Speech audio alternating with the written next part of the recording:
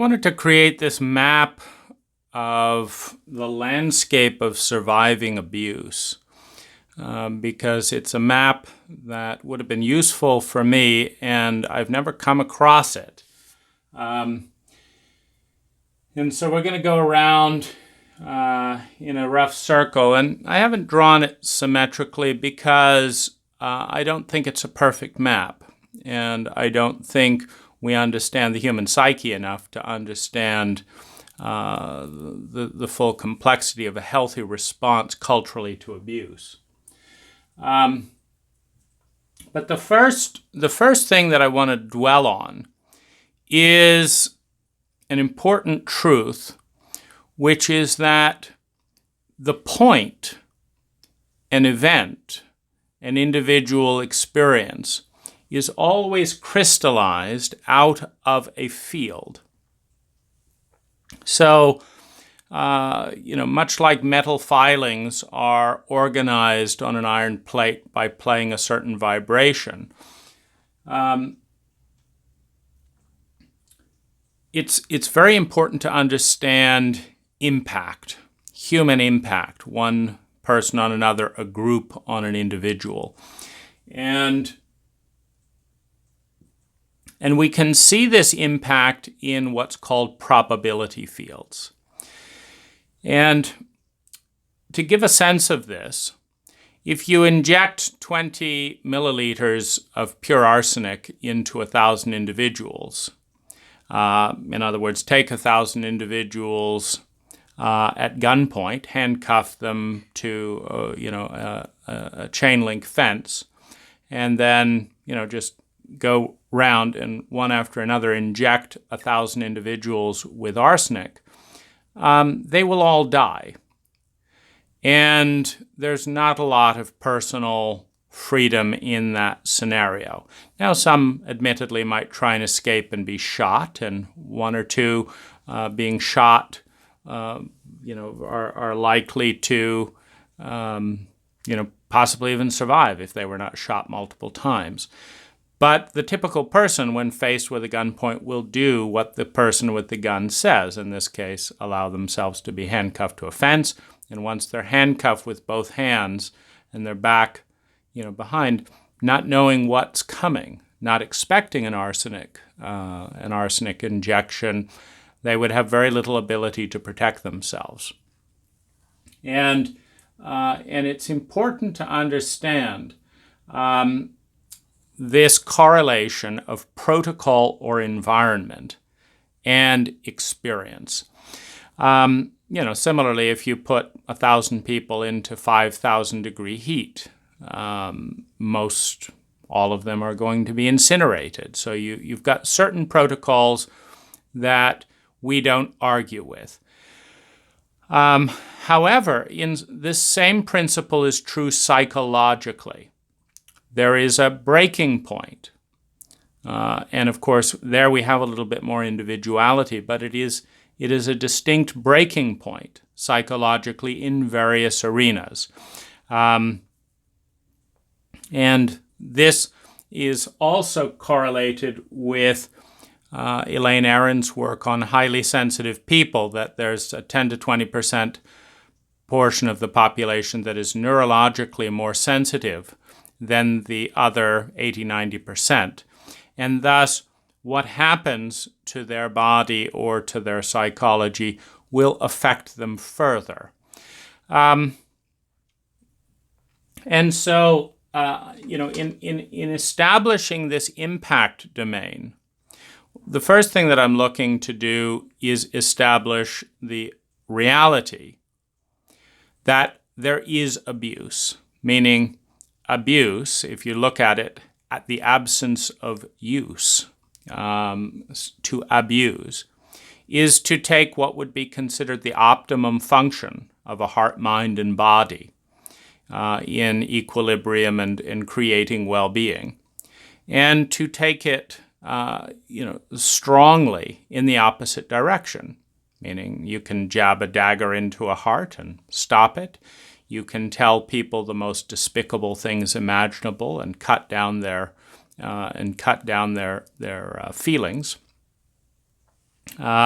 You can take someone's sanity and destroy it with brainwashing, with psychedelics, with a whole variety of dissociation and protocols, mingled with a pain and pleasure protocol that is designed to distort and shift your focus away from your sensory perception, if there's any left in that kind of sensory deprivation, and towards the focus of your abuser's will. And this is classic breakdown torture dynamic, where you're going to cause incredible amounts of pain, unless, and massive dissociation as well, unless the person agrees to shift their frame of reference from themselves and their perception of reality to that of their abuser. And so, having established this precedent, and I drill this in because in a lot of New Age philosophy that I grew up around, there's things like you create your own reality with your beliefs and your choices and da-da-da-da-da. And that's not a lot of use when you're handcuffed and 10 seconds away from being arsenicked. Now, you can argue philosophically that, that there's some secret role that 5-year-old children have in being molested, that 5-year-old children have in being given, being shot to death, that they're creating their reality. You can argue these things, but it's not useful. It's not useful because whether you say you create your reality and feel shitty, why am I doing this?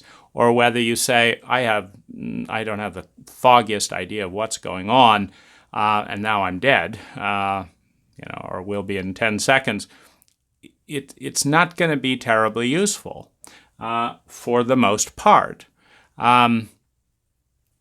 If it worked that well, you wouldn't have been handcuffed in the first place. I mean, not many of you would have signed up for that day, nor would any of the people, a car crash, this or that or the other. None of us said, today I'd like to have a car crash, today I'd like to be humiliated, today I'd like X to happen.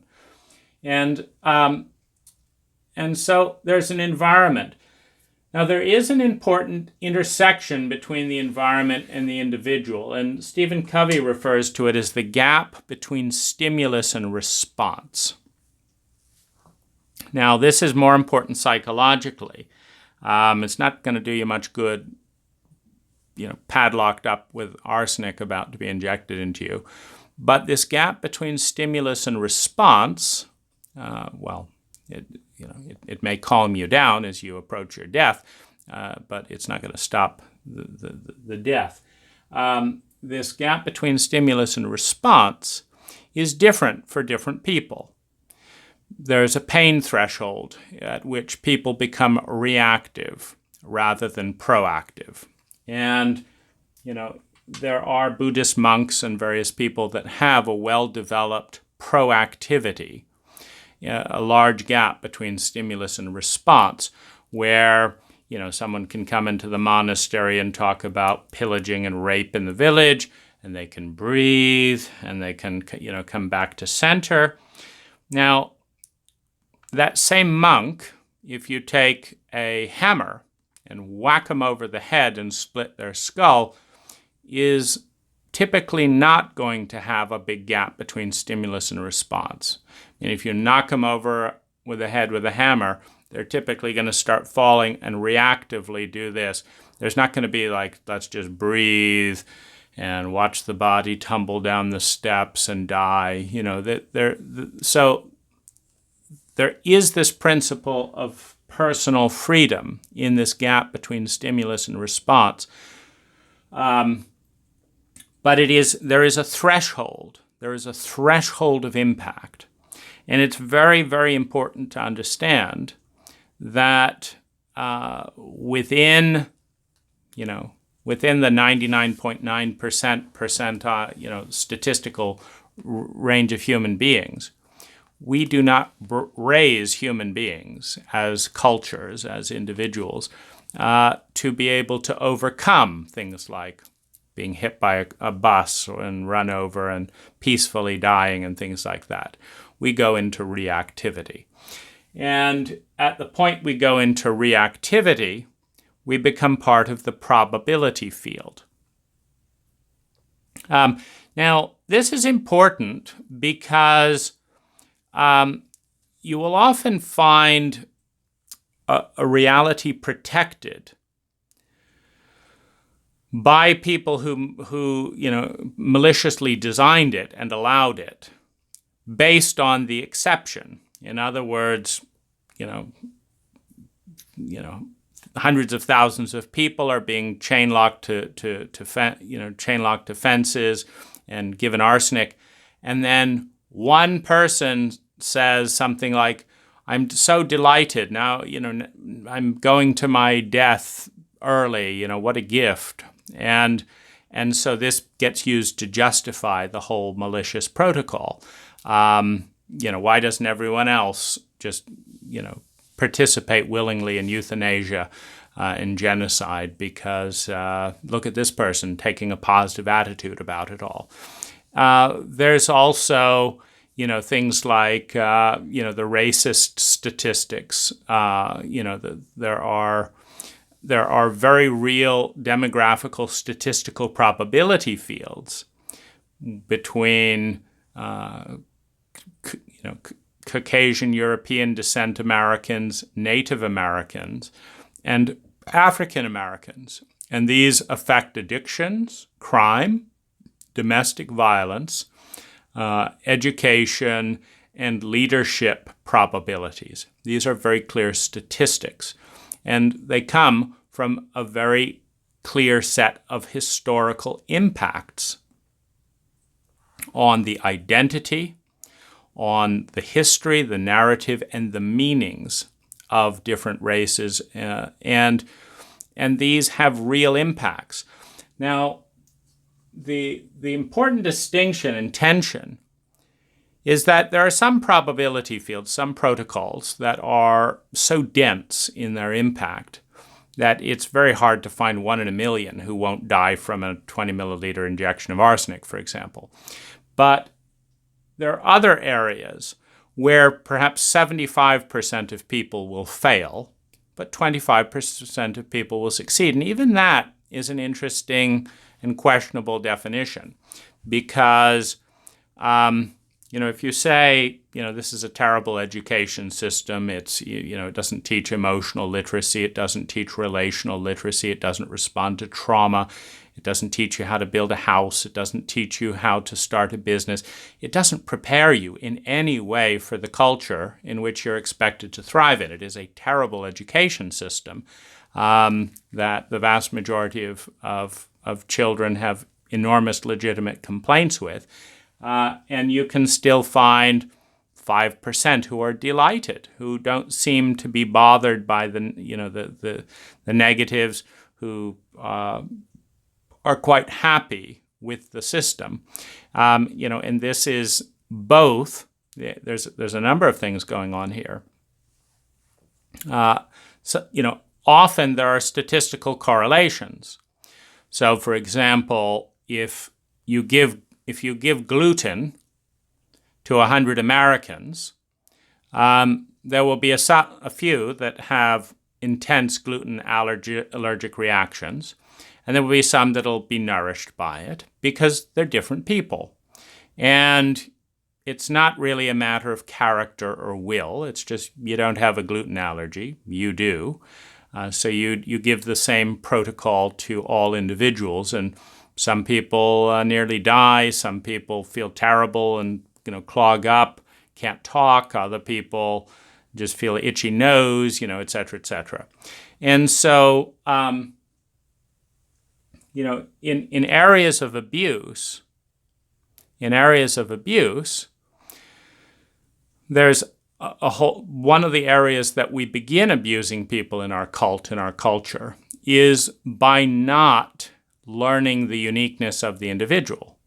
So, for example, we don't learn that this person had, an agonizingly intense trauma around loneliness at 2 years old, at 5 years old, and at 8 years old. And as a result, situations that escalate an unnecessary and sociopathic level of loneliness, misunderstanding, refusal to engage, isolation, rejection, etc., are going to be incredibly traumatic events for that person who has not been able to deal with trauma. And so we don't segment, we don't learn about the individual, and then we treat everyone the same. And then in our cult, we usually stigmatize the people who are most reactive. We basically use our cue that if the majority can survive or not make a big deal about something, that if a minority has a huge reaction to something, that the best way to do that is to shame the minority into silence, as opposed to understand and learn and respond to the uniqueness of that minority. So that's this first area to be aware of. And it speaks to the fact that there's always personal freedom to some degree when pain is reduced to a certain level, one. And two, that the sphere of impact is limited to the gap between stimulus and response when the pain is below a certain point, so that we can actually be proactive to the degree that we have influence in the area in question. Meaning one might be a profound Buddhist monk and have the ability to die peacefully with an arsenic injection. As soon as one realizes, they've poisoned me, I'm going to die, let go. We might have proactivity around that, but the fact that one can do that does not mean that an 80-year-old monk can wrest themselves out of steel handcuffs on a, strapped to a fence with 20 milliliters of arsenic. The next area that I want to go to is the issue of integrity with statements, judgments, thoughts, and feelings. So one of my biggest judgments, thoughts, feelings is, why did no one protect me? Why didn't anyone stand up for the child? Why didn't anyone pay attention? Why did none of the grown-ups around me take a stand for this and this? It was so obvious. And so that's a criticism that I have. It's a hurt that I have. Because if we go to the next section, which is messages, this is a great deal of, this determines an enormous amount of the pain that an abuse survivor feels, is the message they take away from a given trauma, from a given abuse. And so if the message that a child takes away from no grown-up standing up for them is that they are worthless and unlovable, that is going to pollute and damage the heart, mind, and body of that individual, probably more than the original event. And that is one rational and logical message, is no one is valuing that child enough to learn about psychology, to learn about incest, to learn about cues for trauma, to protest the government's lack of emotional literacy in school. I mean, we all have feelings. Why is it exactly that we know nothing about them in school? I mean, it's a very bizarre and willful level of ignorance. And so you could say, well, it's simple. You don't matter. You're worthless. And so, but the integrity with feelings and thoughts of this nature is important in an abuse survivor deciding how to respond to abuse. Because, for example, in my case, where my abuser was a professional therapist and was recommended by other professional therapists as part of a public nonprofit, as part of a school teaching love, intimacy, and healthy sexuality, to have my abuse come from a therapist, and to have as one of my bitternesses and gripes and my feelings, Why didn't anyone protect me as a child? And in this case, why didn't anyone protect me from the abuses of an abusive therapist? And this terrain is an important part to consider because here's what it means for me. If I leave the next victim vulnerable to the same abuse because I'm too scared to face my abuser, or I want to move on and avoid the trauma, or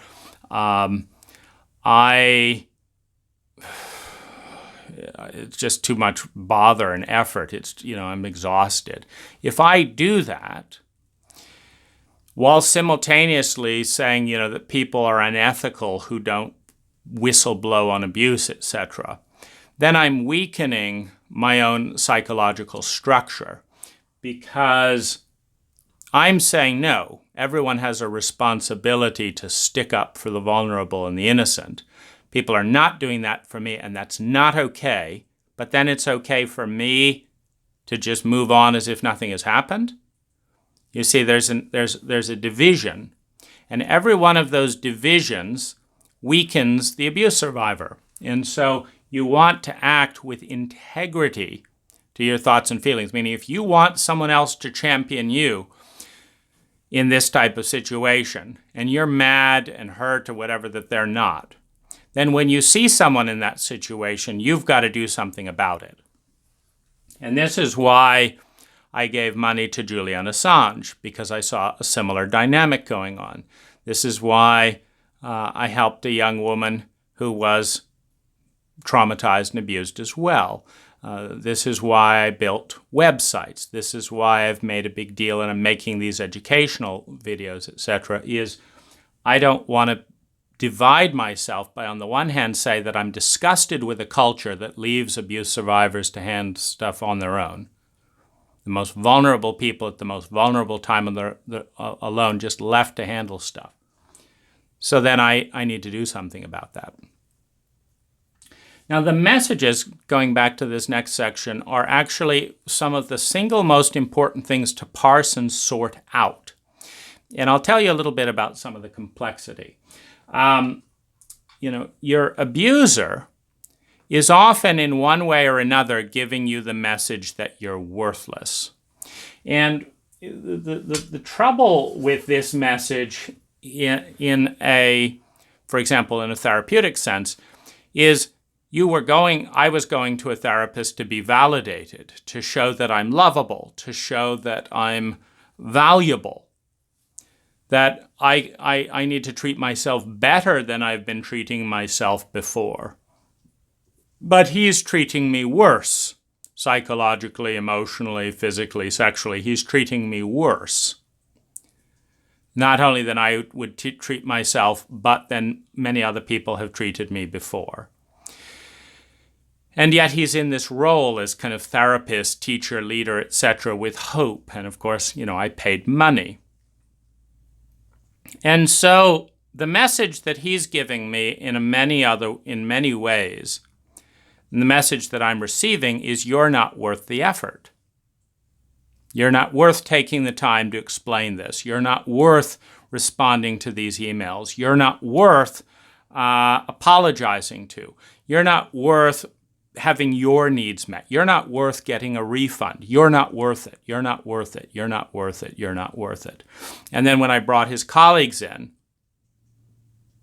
the message they gave me was, you're not worth protecting under our school, etc. This isn't our issue. This is not a high issue, And so in this dynamic, again, another layer of respected leaders saying, I'm not worth it.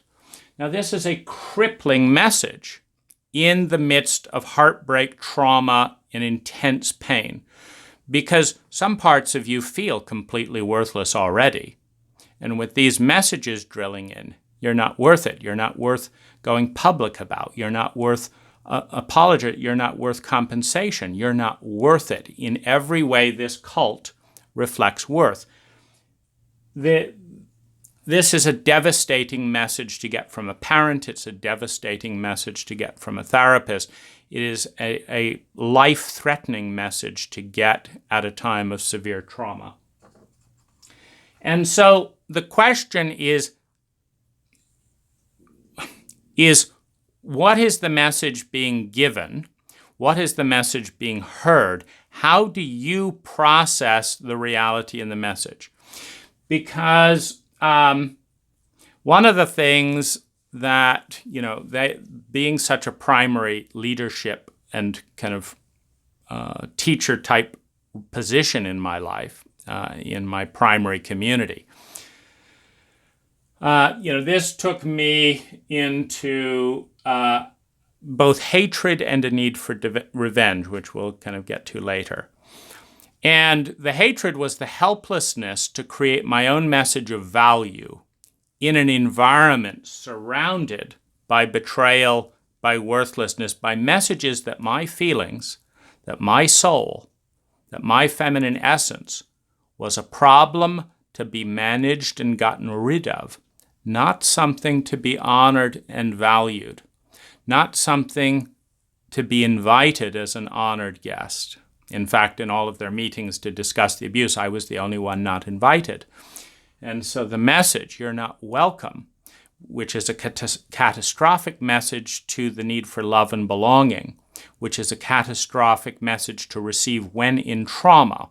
When in emotional trauma, one's deepest need is love and belonging. The message, "You're not welcome," is the opposite. It's a message of exclusion. Now, as I desperately tried to communicate the terror of what was going on, and one person after another deprioritized it. "No, I don't want to hear from you. I don't want to talk about that. No, I don't have time for that. No, I'm not going to deal with this."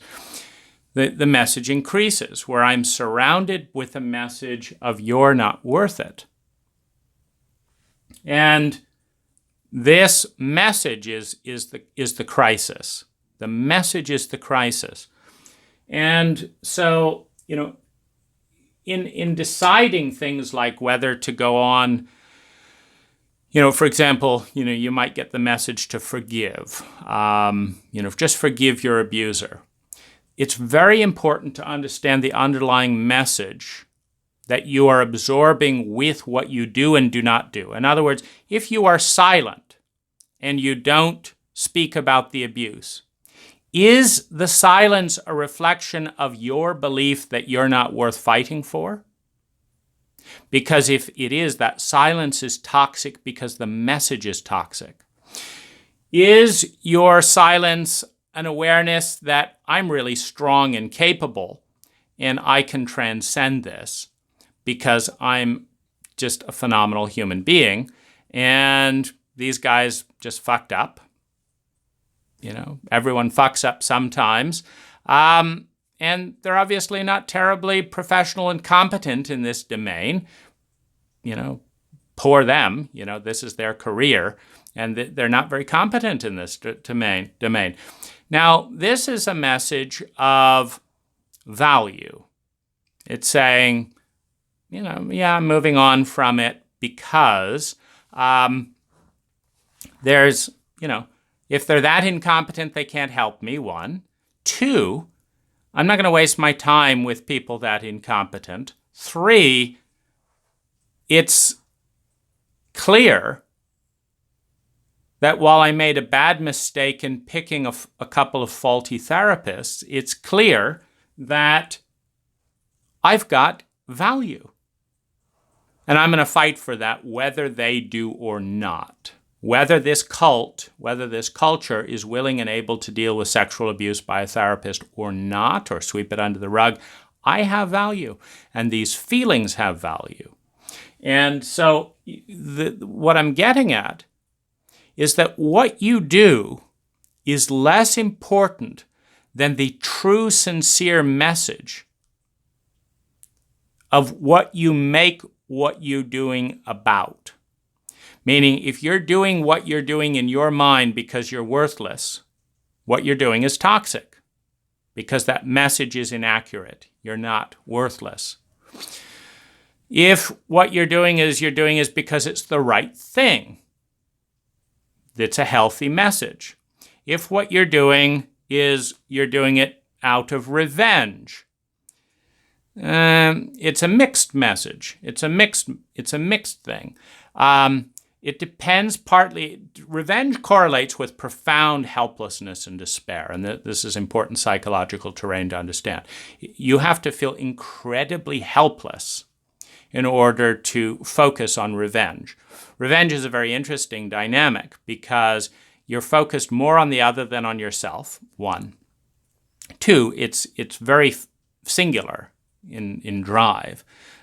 It's very intense. And it's willing to make sacrifices in order to transfer some of the pain one has experienced at the consequence of your abuser back to the abuser and those who tolerated and participated in the abuse. So this is the psychological terrain of revenge.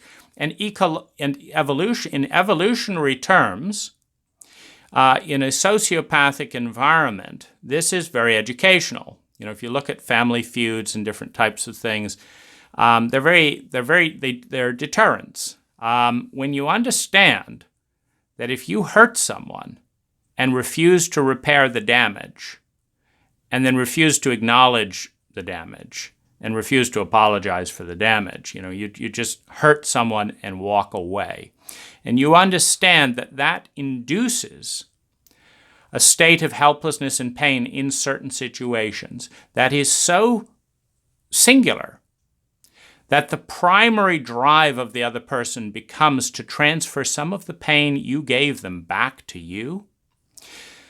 That's a pretty driven and scary possibility, because it is someone who is in a sociopathic state who is able to A, cause that amount of pain, B, willfully ignore that amount of pain, C, escalate the pain by refusing to deal with it, etc., and refusing to apologize, etc.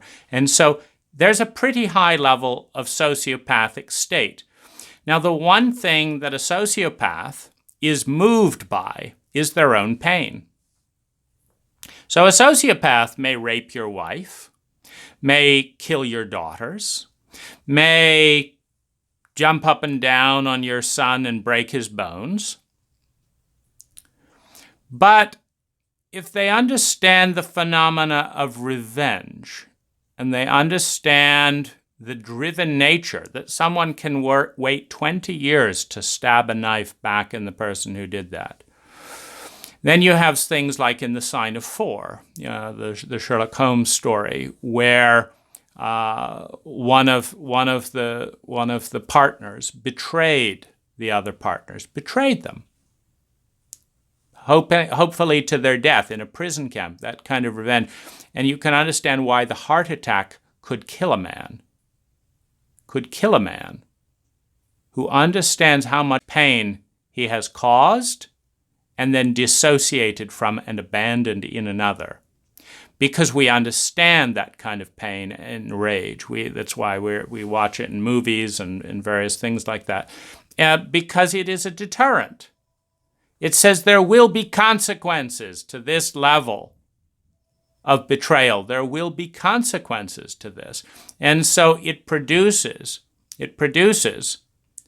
a sense of driven, where the pain of oneself, one can't repair what's broken.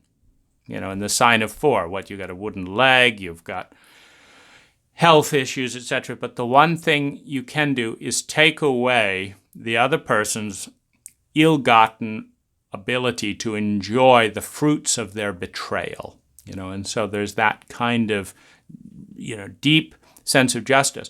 And in that sense, you can look at the evolutionary cycle, that is the only thing that it interrupts a sociopath's path forward. Someone in a sociopathic state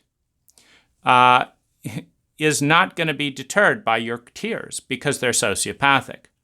They're not going to be deterred by remorse because they've already murdered their own soul or had it murdered by another abuser. They're not going to stop whatever exploitive game works for them. However, you get 2 or 3 people hunting a sociopath with revenge, and one of them's going to take him down. And the fear and the understanding of that may change a sociopath, not out of empathy, but out of fear. And so there is an evolutionary function in revenge. And so the key thing in this message thing is, are you strengthening who you are as a human being with what you're doing and why you're doing it? Or are you weakening who you are with what you're doing and why you're doing? If you walk away and transcend the issue, is it a message of true strength, or is it cowardice to confront your abuser and be embarrassed? And thus you are weakened with the message that you will not stand up for what's sacred in you because it's not popular, because you don't know how, because this, and you just hide. And you will get smaller as a result of the abuse followed by your cop-out in dealing with it. Now, this is where the culture comes in and betrays us, because it's critical to understand that in any abusive statistic, it's all of us. Meaning, abuse doesn't just pop out of the woodwork. There have been entire cultures filled with transcendent love, minimal violence, no police force, minimal aggression, abundance, ecology. There have been whole cultures of joy and abundance and feminine energy and beauty, but we're not one of them. We're a cult that empowers sociopathic parents to have children, whether they're going to abuse those children or not, based on all the evidence. We're a cult that doesn't train parents on basic parenting skills. We're a cult that doesn't protect children's rights proactively. We don't send people around. We don't give kids censuses to see what's going on in their homes. We don't protect the rights of our children. And then we send them to school where they are bullied and maintained in a state of complete traumatic, emotional, and relational illiteracy, while being told to focus on dissociative masculine topics such as mathematics and geometry and trigonometry and algebra and all of this stuff that has nothing to do with what's going on in their life. Even writing and reading, for the most part, if your mom's being abused at home, see cat run is not the highest thing on your priority. Could we talk about what to do when dad hits mom? That could be on 3 or 4 6-year-olds in the classroom's primary mind. What should I do? What should I do? And an adult culture would give a damn that a 6-year-old is carrying the burden of its incompetence. So it is all of us that participate in an emotionally illiterate education system, in a culture that rewards people for smiling and saying that they're fine when we ask how they're doing, and often causes trouble when you tell the truth. I'm feeling scared, I'm feeling overwhelmed, I'm afraid my dad's going to hit me, then he hits you again because you outed him out in public, And so it's all of us. This is the key thing to understand, that you cannot have abuse without a number of simultaneous causative factors and an entire circle that allows the abuse, an entire culture that allows the abuse, even to the extent that if you are being abused and you call, you will be abused some more by your government. Because where do you call if you're being abused? 911? The sirens come, the neighbors gossip, all that is abuse. The officers have no idea how to help you mend a broken heart because your dad just broke your innocence. If he takes your dad away to jail and then you lose your house because dad... This is not a solution. Your government will abuse you if you have the audacity to report that you are being abused. Now, they may say it's not your fault as your house goes into foreclosure, as the sirens go on, as neighbors whisper and won't talk to you, as all this stuff. But they are abusing you. They are making the situation worse. And it's all of us, every single one of us, is at play in this dynamic. Now, the other, part of this terrain, and so what this is really speaking is that whenever abuse is happening in our neighborhood, in our city, etc., all of us, to the extent we want to retain a healthy relationship with our own soul, need to get involved, need to learn, need to read books like The Body Keeps the Score, like Healing Trauma, like For Your Own Good by Alice Miller. We need to learn books that help understand reality from the child's point of view and what's going on in the typical group of 1,000 kids. We need to understand statistics so that we know how many people in our school are likely incest survivors and how are they going to feel coming into this school? Is anyone going to be prepared for their truth in this school? Or are we going to blanket the entire thing with whitewashing and pink elephants in the room where those kids who have been most abused are going to be singled out for shame and abandonment? Because if they hint at anything, they get gossiped at, and their teachers are so illiterate about those kinds of things, they have no idea what to do. And so again, the child is punished for coming forward and trying to integrate. The second thing, or the next thing to look at, is that abuse will tend to repeat until it is intervened with. So coming back to this thing, like with my therapist, he abused me 10 years prior, but I wasn't able to formulate what the abuse was. And so I was vulnerable to be re-abused when he abused me 10 years later, thinking I was getting help. And so abuse will repeat. And the second time was 100 times to 1,000 times more abusive than the first in its fallout.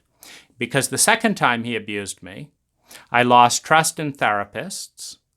I lost a profound psychedelic integration opportunity. It broke my heart, severely damaging the template of love with men. It lost me my community. It caused me PTSD. And it led me in grief and pain so thick that I'm still dealing with it. So, in other words, if you don't challenge and stop abuse when it's beginning, it continues, not just affecting me 1,000 times worse, but the same blind spot and the same abuse pattern, the same narcissism, etc., that creates the abuse with one person creates it with others. And so the abuse will continue. So in other words, if you do, even if you transcend and walk away and say like, well, okay, these guys are just idiots. I guess I must be an idiot for picking them, but I'm valuable. I am valuable. I'm worth loving. I am worth protecting. And whatever they do and say, I'm hanging on to that, despite the barrage of arrows and slings that are, knocking that message that I'm valuable down to the level it was as a child. The abuse will continue. It will repeat. So that even if I get over it, it's leaving it open for the next victim. And here again, it's all of us, every single one of us, must treat abuse like a disease. If someone has the flu and they cough and give one the flu and you get better, it doesn't mean that they won't give the other person a few, particularly with chronic diseases, such as narcissistic, therapeutic abuse. It'll come out in little ways and big ways, with some more so than others, with some not at all, but it will continue. The next terrain, and so in that level, from an ethical point of view, we want to participate in healing the disease, which has two parts. In order for a disease to be transferred, three things have to occur. You have to have an entire collusion culture. That's one thing that has to occur. The second thing is you have to have an abuser who has not been helped out of their abuse and who either consciously or unconsciously is passing on their disease. Ignorance, fear, shame, betrayal, worthlessness, chauvinism, their disease, whatever it is. And finally, you have to have a recipient to the disease that does not know how to defend themselves from the disease, that doesn't have an immune system to say, no, I see that you are treating me like shit, but I'm not shit, so I'm firing you. That's what I did the first time. But the second time, I was in a suicidal state. And so I really needed something to integrate with, and I didn't have any other source other than my abusers. So it was a very difficult situation. Next, we come into this terrain of who do I want to be? So when I'm in pain, I become a sociopathic son of a bitch. When I'm terrified, I become very small. I don't do anything, or I become 2 years old and just cry or whatever. When I'm 15 and feeling terrified of having to take responsibility, I'm arrogant as hell and, going around and condescending. But who do I want to be? Who do I want to become? When all this is said and done, who am I? And who is it that I want to become? This is a very important question for any abuse survivor, because you can be trapped into the identity of the wound. And here's how. You're traumatized, which is a state of overwhelm and uncertainty. You grab as compensation, meaning when you are overwhelmed and uncertain, what do you need medicinally? You need certainty. Okay, so you grab around frantically. What's there? What's there? I'm overwhelmed. I have no idea what's going on. What's there? And what's there is pain. What's there is rage. What's there is revenge. What's there is terror. It's like, okay, I am this. Now I've got certainty. I am fear. I am terror. I am rage. I am pain. I've got certainty. I've got I've got an identity of certainty to counteract the chaos of overwhelm and uncertainty. So now we've identified with the wound, with the loudest noise when the trauma is taking place, or I've identified as worthless. This is where it can be so damaging. Like if you are traumatized and shocked while being given the message you are worthless, and you're in shock and overwhelmed and traumatized, and you look around, you say, what the hell have I got that I can grab on? You can't grab on to I'm valuable. That seems far away. I'm way, way away from from a world in which I'm valuable. I am worthless, and it can actually become an identity as a source of certainty and also as a defense against powerlessness. Powerlessness is one of the most devastating terrains of trauma. And so one of the things that children do when they are being verbally abused, for example, you're a shit, you're stupid, you're an idiot, is they sulk, they shut down, they close down all feelings, and they say, you're right, I'm a shit, I'm worthless, and they identify with it. And then their parents say, now go off and clean your room. And they say, what do you mean? I'm a shit, I'm worthless, whatever. You can't expect a shit and worthless person to clean their room. I'm a shit. No. You've got some value. You have enough value. You may be a shit and completely worthless, but you have enough worth and intelligence. Even though I said you were stupid, you can still clean your room and do all these things that I'm too lazy to do as your parent. And it's like, no, you're not saying that with any conviction. You're not shouting how intelligent I am. No, I am not intelligent. I'm dumb. I'm worthless, and I'm not going to do it. And they just hold there. And then the parent has to work really hard to get them out of that. And it discourages the parent from as much future abuse. But it's given the child control. Because if the child says, no, I'm smart, and the parent whacks him over the face and says, don't you talk back to me, you're a shit. And the child says, no, I'm not a shit, you're a fucked up parent. They whack him over the head again.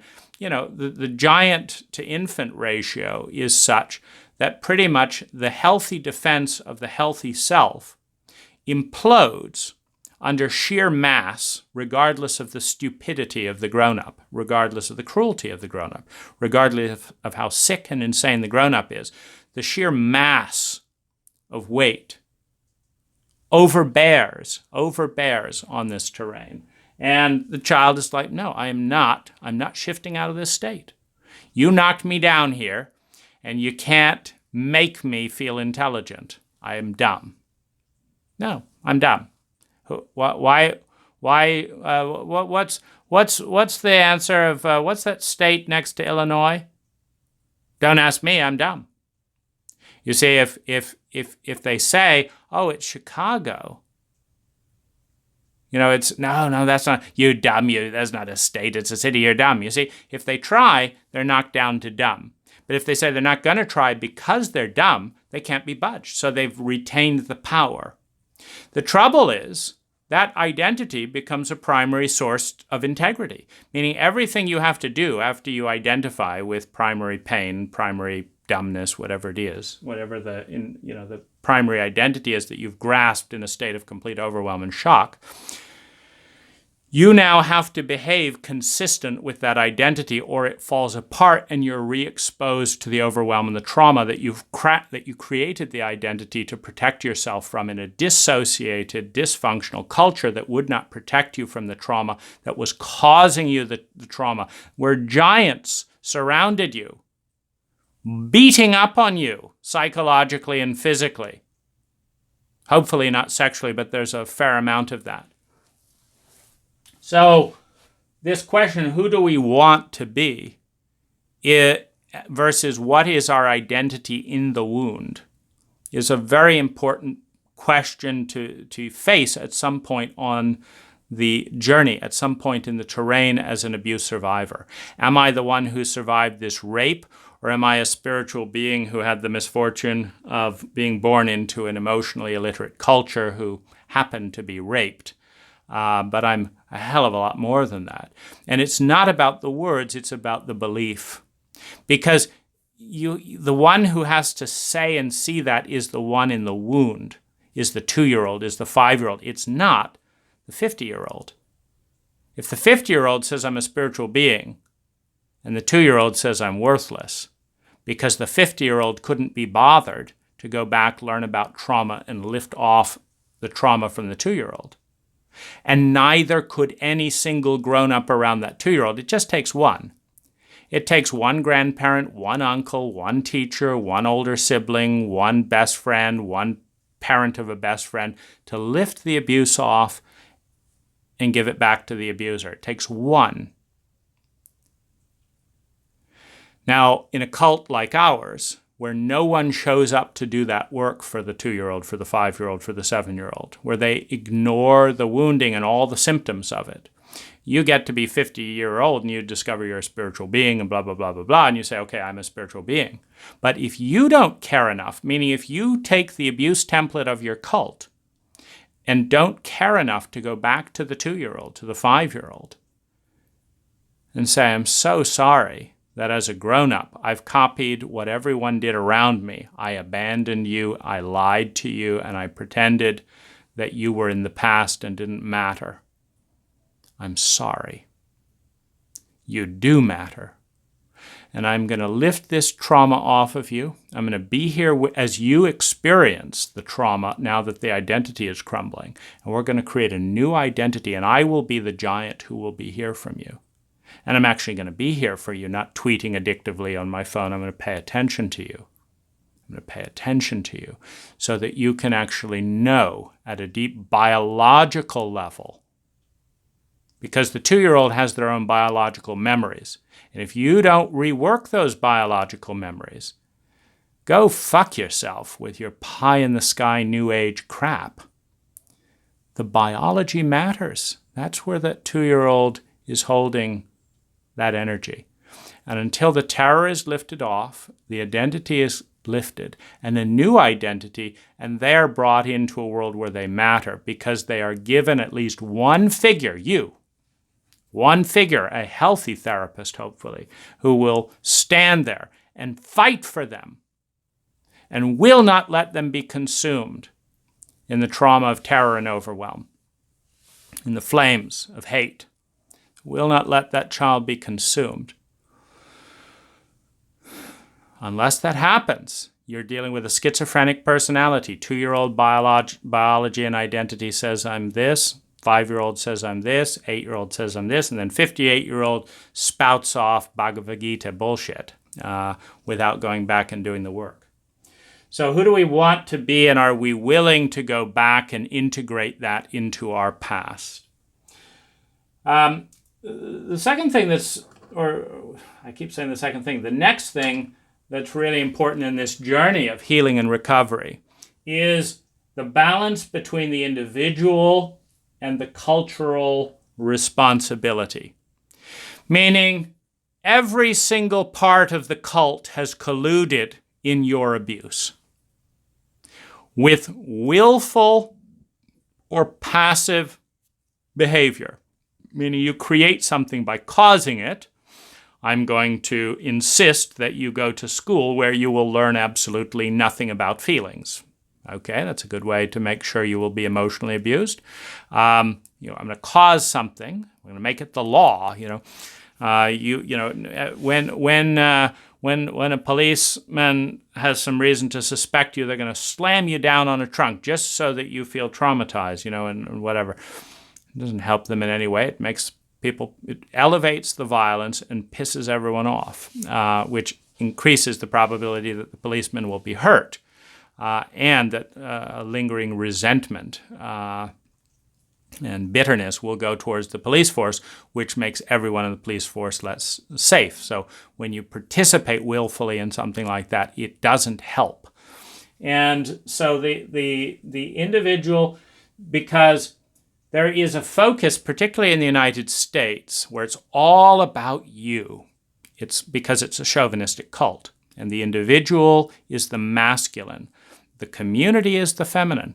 The individual is the masculine, the yang. The community is the yin, the circle and the point.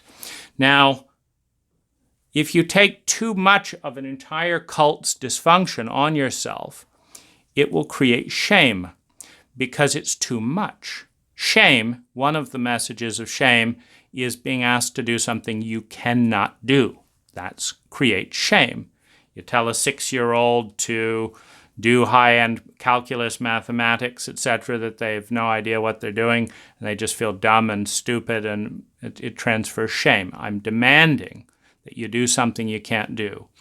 My wife was shamed extensively by a gambling addict mother and incompetent father who had first of all, there's the shame in the Catholic Church of excessively promoting children in the Philippines. So we're dealing with an excessive degree of poverty, an incredible amount of children, 8, and then shaming the eldest at 7 years old by needing to take care of the youngest, a 7-year-old, so that the mom can go off and gamble. Now, of course, problems happen when you leave a 7-year-old in response to, and when the mother comes back, she rages and beats the 7-year-old for her own incompetence. That's shame. You're giving the message that you're worthless. You're giving the message that your only value comes from doing something you have no ability to do, which means you're worthless. That's the message of shame. And so when a cult leaves its sexual abuse survivors to, you talk for someone online for 20 minutes, and then how do you get on with your life? When a cult deals, but how do you protect the community? Oh, don't worry about the community. That's feminine, right? Just focus about you. And there's a lot to be unpacked here just to understand that in a healthy cult, every single part of the cult is doing its part. The church is talking about what sexual abuse is and what therapeutic abuse is and what religious abuse is and how to respond to it. That's a healthy church. The education system is educating you on your biology, your emotions, your trauma, on family abuse cycles and what to do about it. Your government is sending out email censuses to children and parents to understand the level of abuses going on in different Americans' homes and what people need to know, what help they need and why they're doing it. Are there lots of people, for example, who are hitting other people who lose control and don't know what to do about it? And there isn't a scientific study available to them in high school or anything, so they're just feeling ashamed. That's the entire cult mobilizing to actually intelligently respond. So I already talked about revenge and hate, but one of the things that comes in here with spirit, those of us that want to aspire to be something more, is hate can be induced.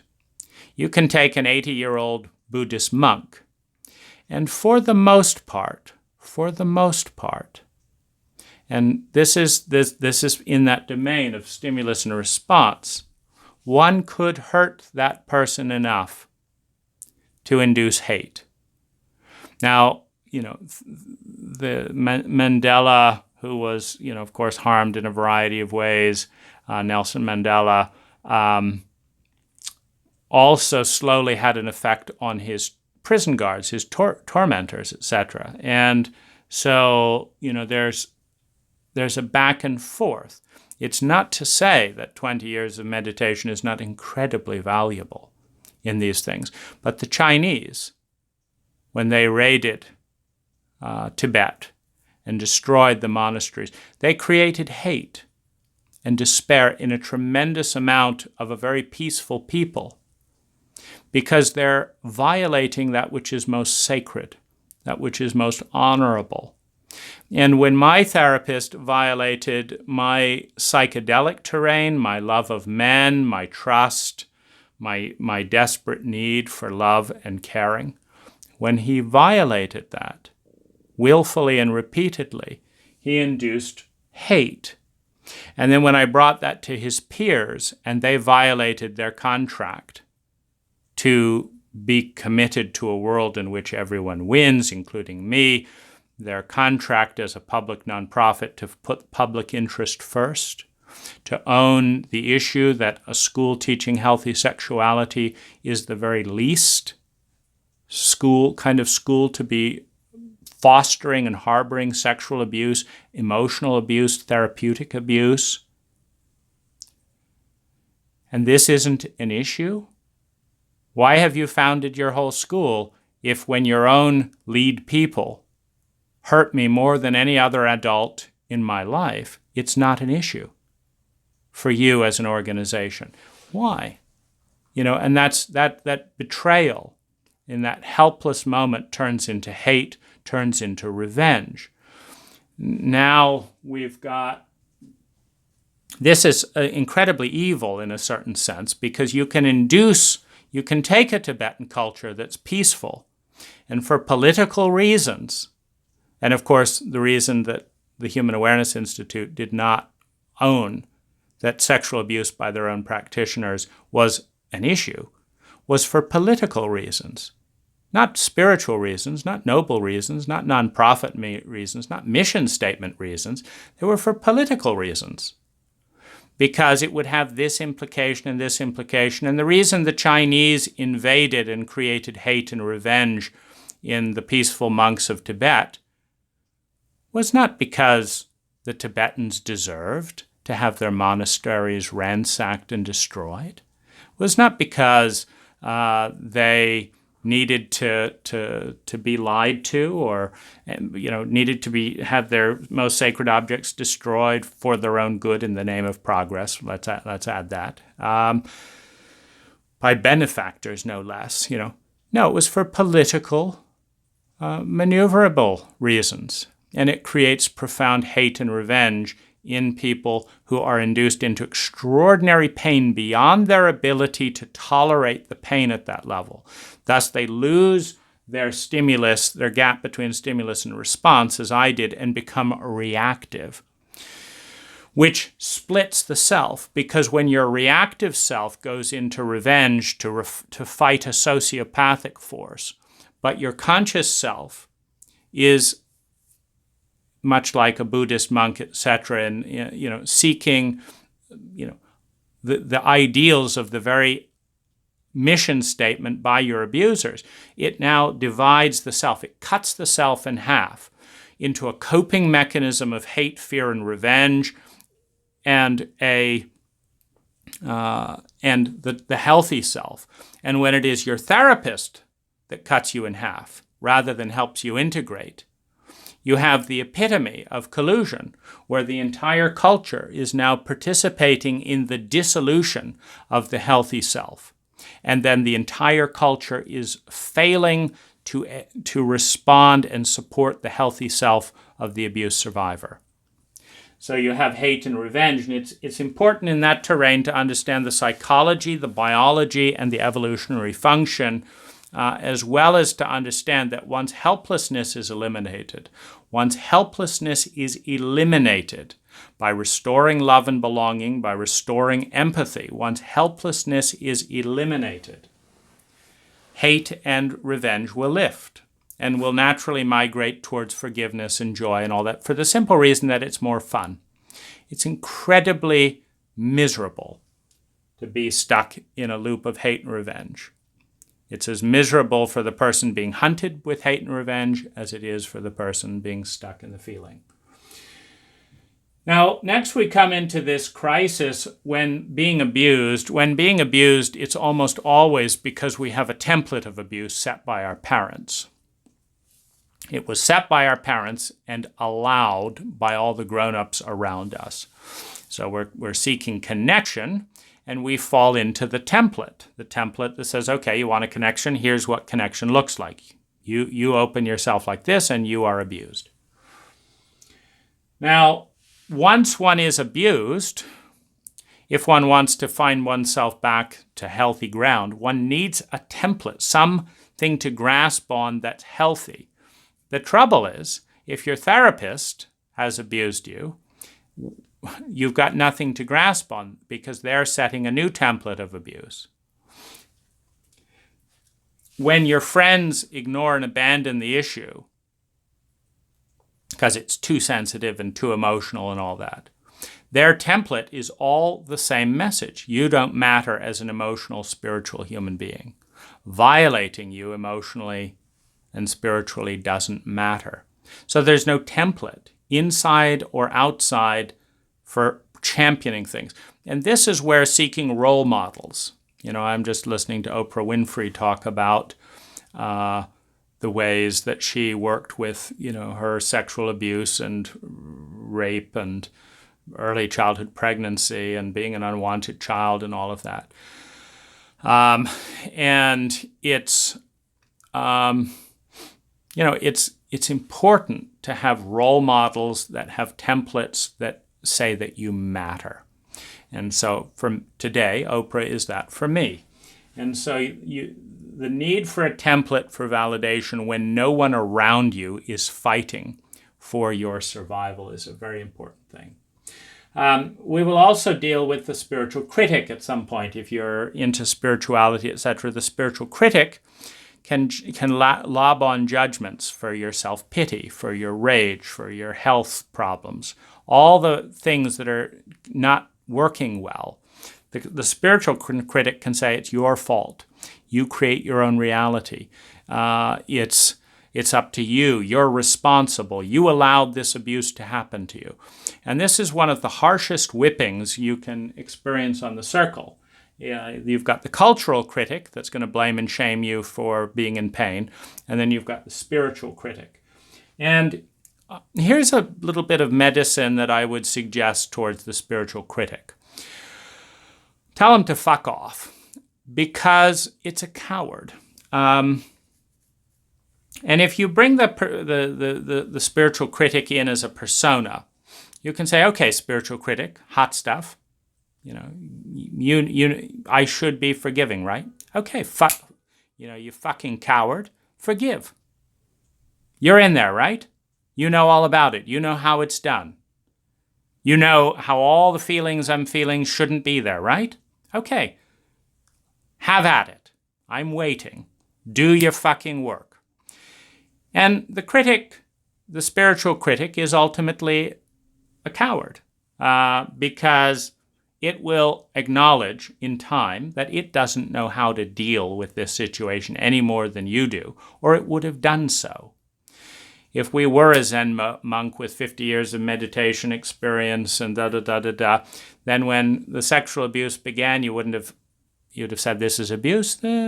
Thank you, but no thank you. You wouldn't have needed a therapist in the first place. You wouldn't have been, desperate for love and letting in someone, who was inappropriate. So I think it's really important to understand one thing about the hierarchy of consciousness. God does not need your help, doesn't need my help. And so I have very little sympathy and pity for God. I have sympathy and pity for human egos trapped in a culture of, pathological abuse that then single out the most painful individuals and then target them for more abuse. I have a lot of sympathy and care and understanding and interest in those human beings because they need a ton of help. God, fuck off. It's like, if you don't have anything to offer other than criticism for what I'm not doing, get the fuck out of here. We don't have time for pompous assholes. Get the fuck out or do something. And that's a backlash against a dynamic which I would say it's not your spiritual critic, it's your critical parent. Now, it's the critical parent, your abusive parent that's telling you what a shit you are, who, of course, doesn't help you, just tells you what a shit you are, using spiritual teachings. In other words, you're not dealing with God. You're not dealing with angels. You're not dealing with your higher self when you're in deep trauma and shame and all that. You're dealing with a critical parent who's read that you create your own reality and beating you up with that, who's read that you and beating you up with that. And what you're really doing is telling the critical parent, fuck off, and criticize yourself for your own incompetency. Because that's a healthy thing to say to a fucked up parent. If you're 6 years old and you've been molested and then you've been abandoned and then you've been malnourished and and your parents raging at you for ruining their life, it's a very healthy thing to say for a 6-year-old, fuck the hell off, you shithole of a parent. Get the fuck out of my face. And show some decency. Learn to be a parent and stop giving me lectures. I'm 6 years old. That's a healthy thing to say. So you want to say that as the abuse survivor to the critical parent guising, pretending to be spiritual. It's not spiritual. You see, the critical parent that's telling you to forgive, well, where's your fucking forgiveness, critical parent? Why haven't you forgiven me? Rather than telling me to forgive the person who stole my trust. Why aren't you out harassing them to forgive me? It's like you're just interested in continual self-abuse. And so this is a really important distinction between the critical parent using spiritual teachings and the true deities. Because the true deities, in terms of anything higher than human consciousness, you're in their presence and you just feel loved, and you feel safe, and you feel held, and nothing is demanded of you, and you're not chided and criticized for anything. And you feel nourished, and you feel valuable, and it heals the messages of worthlessness and shame, etc. And so you can heal that point in the wheel by giving your critic of any kind a good kick in the face. And also the other thing that I find helpful is criticizing the abuser rather than internalizing. The last thing you need when you're in trauma, shock, and have been abandoned and betrayed by a therapist or by a parent or by a lover, the last thing you need is to criticize yourself. So if the critic really is so terrified, and it is a terrified critic that spouts off about this, then criticize the abuser. Go on a tirade of criticizing every crappy thing about them. And it's better than internalizing it. Once you can kick the critic out and just say, well, what do you have to offer? And the highest healing is always in terms of, understanding that your abuser is in at least as much pain as you are, whether they know it or not. Otherwise, they couldn't have abused that part of you. They may be numb to what they hurt in you, but for them to hurt you and dishonor you, they've already hurt and dishonored that part of themselves because it's already been done to them in some level. So you're both really tragic woundings created by a dysfunctional cult. Now, the healing cycle,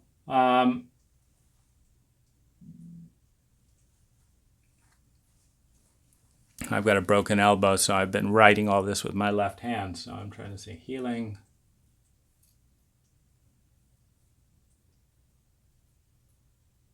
Could be healing. I think it's cycles, healing cycles. I forget what that meant. So feelings are maps. This is a really important thing to understand. Learn about your feelings and then correlate them with the environment. If you feel helpless, understand where you're not being helped and where you're not helping yourself.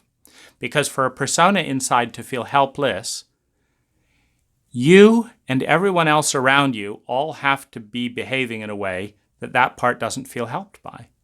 That will create helplessness. If you feel shame, you and everyone around you have to be burdening a part of yourself with something they can't do. If you feel shame, you and everyone around you must be excluding and banishing a certain part of the self. If you're feeling terror, there is pain in the past that you are expecting to be repeated. There are a whole series of codes around feelings, and they are maps. They will tell you the world you're living in if you pay attention to them. They're like thermometers. You see, if you want 65-degree temperature and you go out and it's 30 degrees below zero, you don't throw away the thermometer. You say, thanks for the data. Let me put some, let me try and turn on the heat and do this so I can create the temperature that I want in a microclimate. And that's what you want to do with your feelings. They're thermometers. The heart is a scientific organ that measures psychological impact and physiological impact through this phenomena of conscious feelings. Every single feeling is a message of the intersection of different thoughts, messages, of different biological environments, of different cultural environments, of different beliefs. For example,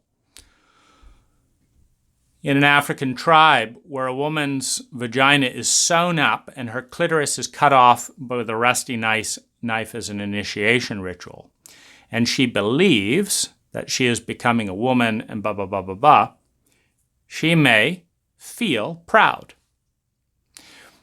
In the United States, when babies routinely have their penis foreskins chopped off before they're conscious, they don't feel anything because they don't have language.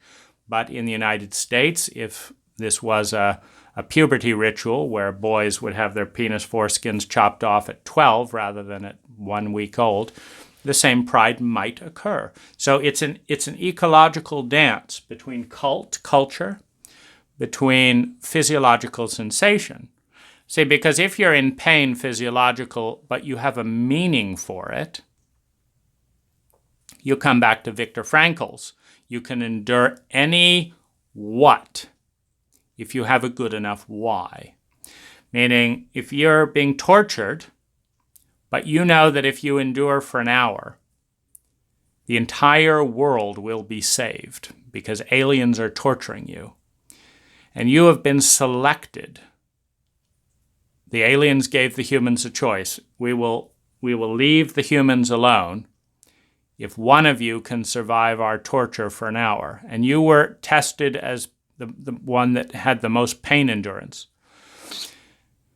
And in between the gasps and the pain and the horrific torture, you will feel proud because the why of saving the whole planet is big enough to justify that amount of horrific pain.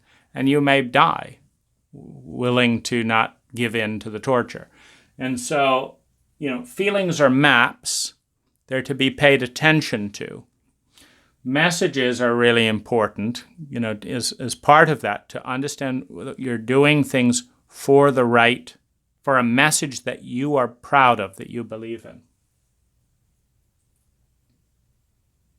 Now, the next thing is a challenge and just an educational piece. You need to read the book, The Body Keeps the Score. You need to read for your own good. You need to look at Gabor Mate's work on addiction. You need to become trauma literate. You need to become abuse literate.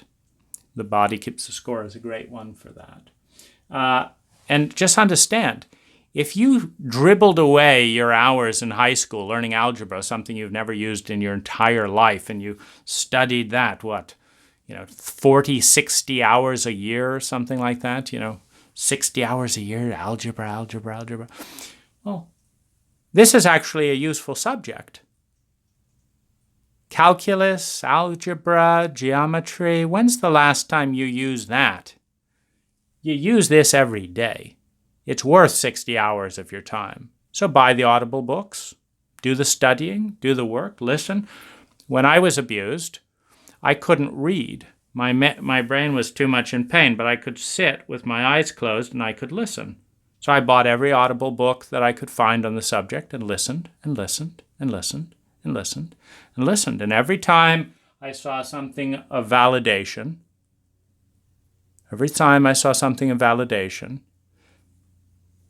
I took it in and I said, yes, I feel that same way. I get that. And it was, of course, encouraging to find that some of the most brilliant minds on the planet understood my feelings, understood what I had gone through, and validated what I was feeling and needing to do.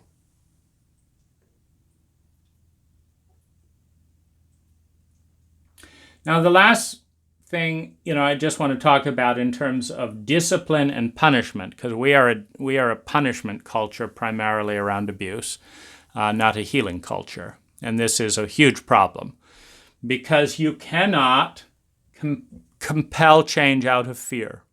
Now, you can stick someone in prison for 50 years. You can scare the hell out of them. But as soon as they're in some situation where they feel safe, they will go back to abusing themselves externally. See, here's how abuse works. A teacher, a parent, a culture dominates the shit out of some poor child. The child puts up a healthy immune defense and gets whacked over the face and told that they're, going to be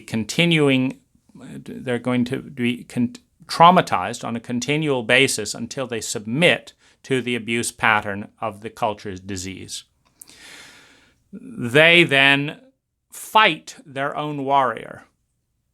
Their warrior splits into two, and one part of the warrior fights the other side of the warrior, saying, no, we will survive this cult better if we let them abuse us, because there's just one of us.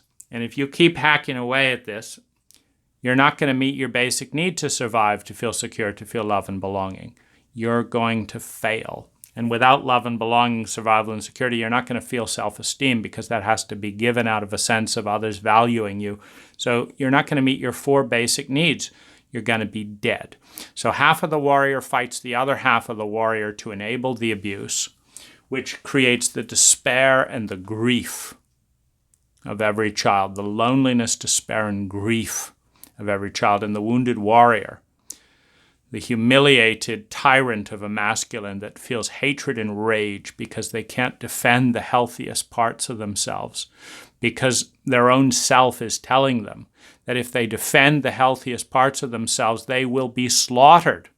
Much as the message has come to me, if I defend the healthiest parts of myself, the caring, the truth of what happened with my therapist, then I'm kicked out of the community for doing what's right. And the question is, can you survive? And it's a precarious thing. There's a timeline to that. So, but you cannot control your abuser to change, or any group to change, out of fear alone. It requires new technology. and it requires healing of the disease in them. You cannot compel out of fear. What you can do is our culture is a punishment culture. And so in punishment, in jail or fines, etc., you can create reflection. You can interrupt a cycle. You can also produce new technology. You can also educate. But it's a very difficult thing because the culture wants nothing to do with transferring from a punishment culture towards a healing culture. Now, it likes it in a superficial sense, meaning when Saddam Hussein was awaiting trial and all that, there was a group of Christians who wanted to get people to forgive Saddam Hussein for all of his atrocities. And so Saddam is the patriarchal father, etc. There's the focus of, he didn't mean it. We should be Christians and forgive him. But what's very interesting in an abuse culture is that we do not forgive the child for outing the abuser. Meaning, we don't tell parents who hate their children because the child exposed the family abuse system to forgive their child. Rather, when the parent first abuses the child, then the child exposes the abuse system, then the parent hates the child for exposing the abuse system, and then punishes the child is told to forgive the parent. This is backwards. This is one of the reasons I give the spiritual critic a kick in the pants. If God wants to give me a lecture on why I should be forgiving rather than forgiving me, it's not God I'm talking to. You don't ask the little one to be bigger than the supposed big ones. You don't go to the therapeutic patient who's been violated and fucked over and paid for it and said, you need to learn to forgive your abuser.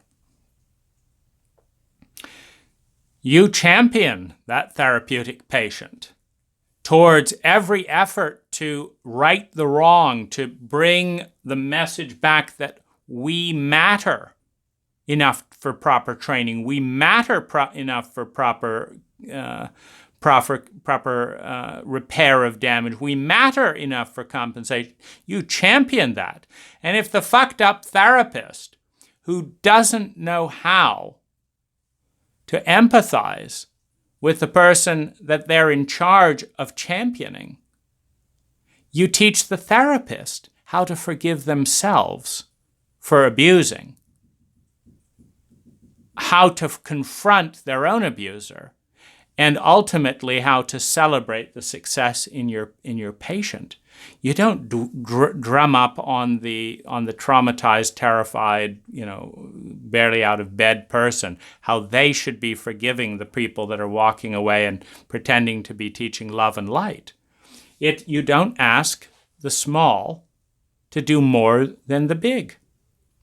This is key part of healthy psychology. It is the single biggest aspect of shame. So you ask a torture survivor of Saddam Hussein to, it's your Christian duty to forgive Hussein. Where were the Catholics when asking Saddam to forgive all the people he tortured for every little slight? Meaning, this is a very important arena to navigate. Because if the Catholics sent out a delegation to Baghdad, if the Vatican sent a delegation to Baghdad, urging Saddam Hussein to forgive all of his political dissidents, if the Vatican sent a delegation out, urging, my therapists to forgive themselves and heal, etc., etc., etc., so that they could champion my healthy truth, then there is some grounds to teach. But where the unhealthy shame transfer occurs is enormous pain is dumped on an individual and abandoned. by the entire circle.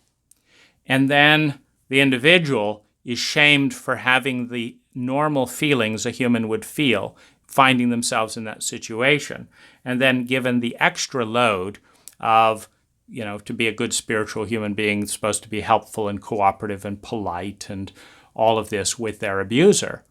And that's simply not healthy or honest psychology. That's not what the data says will lead to healthy healing.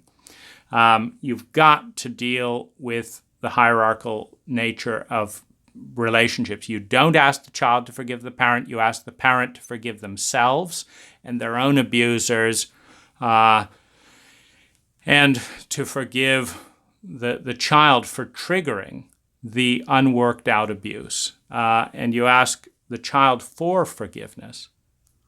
I'm so very, very sorry. And this is what I'm doing about it. You do matter. You do matter. And so I'm doing this, and I'm doing this, and I'm doing this, and I'm doing this. And this is a healthy navigation around the abuse circle to the best of my ability, to outline.